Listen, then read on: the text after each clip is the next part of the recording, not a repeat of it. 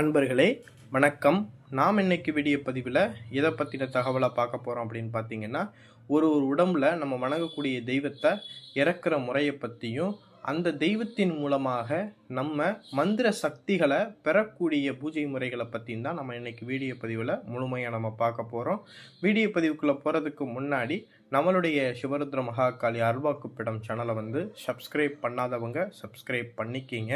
அதாவது குறி சொல்லக்கூடிய நபர்களாக இருக்கட்டும், இல்லை மாந்திரீக விஷயங்களை செய்து கொண்டிருக்கக்கூடிய நபர்களாக இருக்கட்டும், இல்லை புதிதாக மாந்திரிகம் கற்கக்கூடிய அடிப்படை பயிற்சியில் இருக்கக்கூடியவங்களாக இருக்கட்டும், அவங்களுக்கெல்லாம் இது கட்டாயம் இந்த முறை அவசியம் தேவைப்படும்.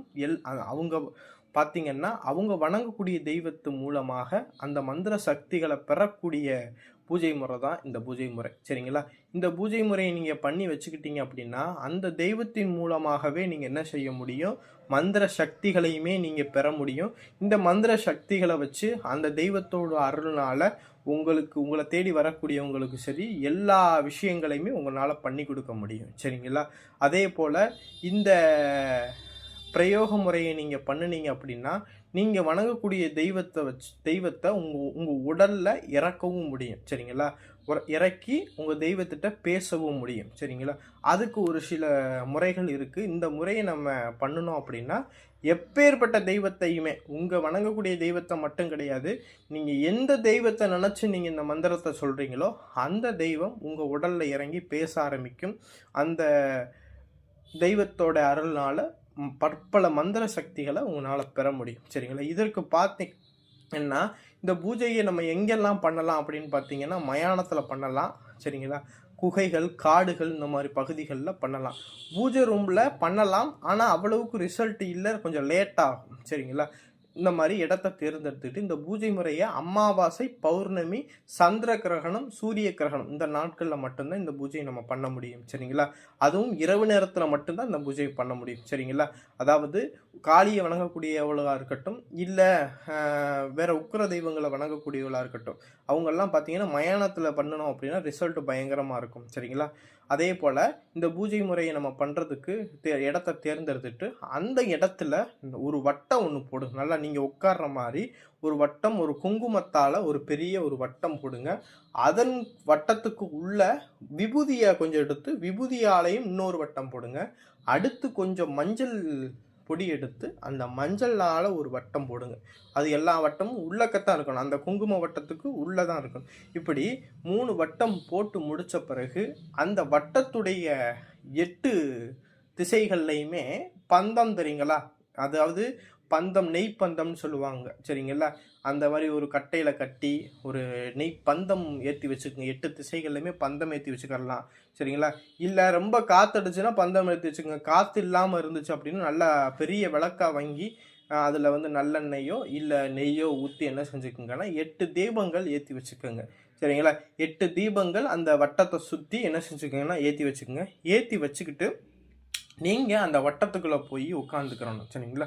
அந்த வட்டத்துக்குள்ளே போய் உட்காந்துட்டு நான் ஸ்க்ரீனில் கொடுத்துருக்கக்கூடிய மந்திரத்தை என்ன செய்யணும்னா, மந்திரத்தை இப்போ அமாவாசை அன்னைக்கு செய்கிறீங்க அப்படின்னா அமாவாசை அன்னைக்குன்னு இது என்ன செய்றீங்கன்னா ஒரு 108 தடவை இந்த மந்திரத்தை பிரயோகம் பண்ணுங்க.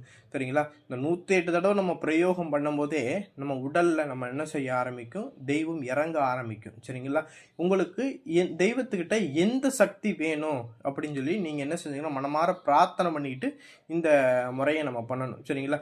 இல்லை ஒரு சில பேர்கள் என்கிட்ட நீ முக்காலத்தையும் தெள்ள தெளிவாக என்கிட்ட சொல்லணும், எனக்கு குறி சொல்லணும், அந்த சக்தியை கொடுன்னு சில பேர் கேட்பாங்க.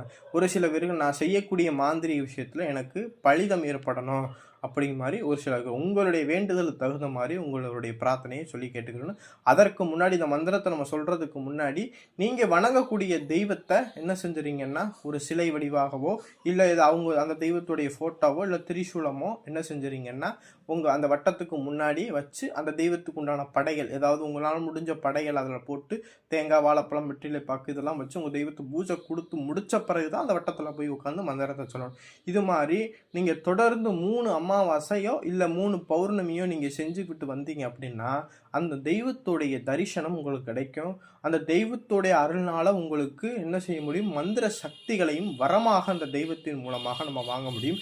இந்த மந்திரத்தை பயன்படுத்தி எப்பேற்பட்ட தெய்வத்தையுமே நம்ம என்ன செய்ய முடியும், உடல்ல இறக்க முடியும். சரிங்களா? இந்த பிரயோக முறை அது பார்த்தீங்கன்னா, அனுபவத்துல நம்ம சோதிச்சு பார்த்த முறை தான். சரிங்களா? இது ரொம்ப பவர்ஃபுல்லா இருக்கும். சரிங்களா? மயானத்துல பண்ணுனீங்க அப்படின்னா, ரிசல்ட் அபரீத சக்திகளா இருக்கும். சரிங்களா? இத வந்து நம்ம 3 அமாவாசையோ, இல்ல 3 பௌர்ணமியோ அந்த இடத்துல போயிறணும். அந்த மயானத்துல செய்யும்போது அந்த படையல்கள் எல்லாத்தையுமே அப்படியே வச்சுட்டு நீங்க போயிறணும். போயிட்டு காலையில வந்து அந்த பொருட்கள் எல்லாம் எடுத்து வச்சுக்கலாம். சரிங்களா? இந்த மாதிரி பண்ணுனீங்க அப்படின்னா, அந்த தெய்வத்தின் மூலமாக மந்திர சக்திகளையும் பெற முடியும். அந்த தெய்வத்தையும் உடல்ல இறக்க முடியும். சரிங்களா? இந்த வீடியோ பதிவு பிடிச்சிருந்துச்சு அப்படின்னா, நம்மளுடைய சிவரத்ன மகாகாளி அருள்வாக்கு பீடம் சேனலை வந்து சப்ஸ்கிரைப் பண்ணாதவங்க சப்ஸ்கிரைப் பண்ணிக்கிங்க. நன்றி, வணக்கம்.